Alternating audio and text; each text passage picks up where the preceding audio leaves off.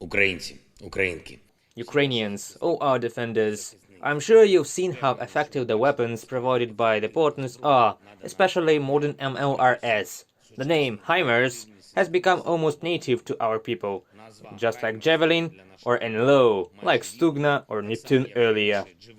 And it is obvious that the next equally important name will appear from modern air defense systems, which we are requesting from partners. The representatives of our state did not stop working for a single day to obtain an effective air defense system, and we have certain agreement in this.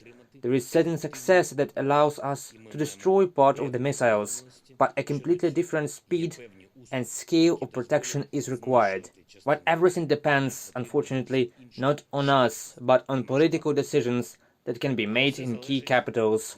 And that is why this topic of air defense became key in the speech of the First Lady of Ukraine in the Congress of the United States of America on July the 20th. It was the first time in history that the First Lady made such an address to the Congress, and it is certainly an honor for Ukraine, for all our people. The speech was as practical and sincere as possible, actually on behalf of all our families.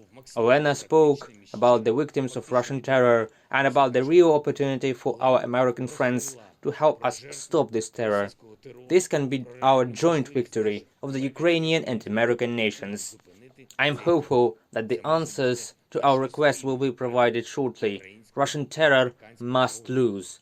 On July the 20th, I discussed the issue of increasing pressure on Russia for the war and additional support for Ukraine during a meeting with the foreign ministers of Austria and the Czech Republic, who visited Kiev. I thanked both countries for the assistance already provided and outlined the needs for the near future.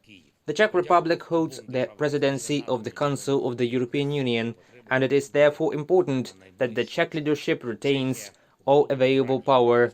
During these 6 months, we must take basic steps to prepare for the beginning of negotiations regarding Ukraine's membership in the EU.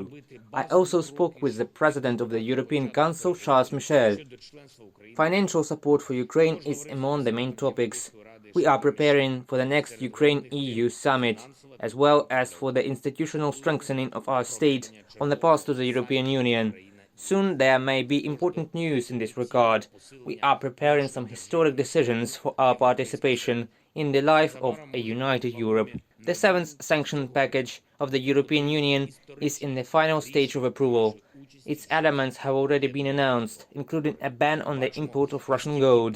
But this is not enough, and I frankly tell my partners about it. Russia must feel a much higher price for the war, so that it forces it to seek peace.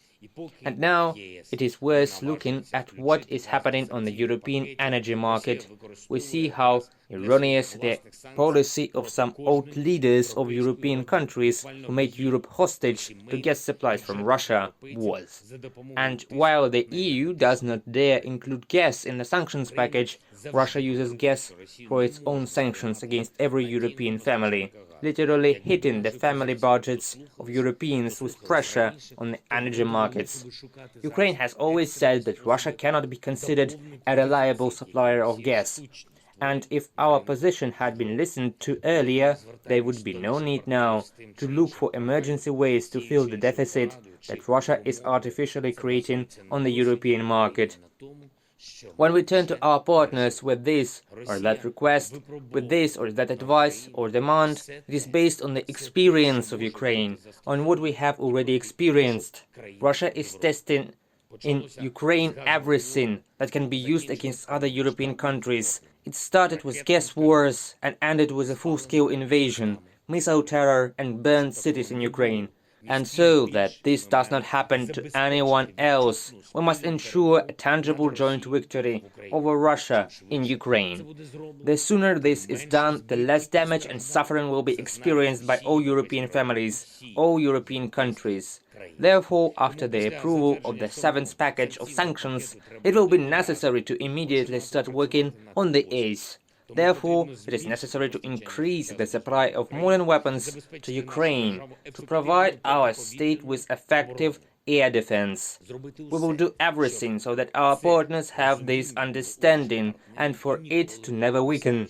I'm grateful to everyone who helps Ukrainians on the way to victory. I'm grateful to everyone who defends our country. Glory to Ukraine. Слава Україні!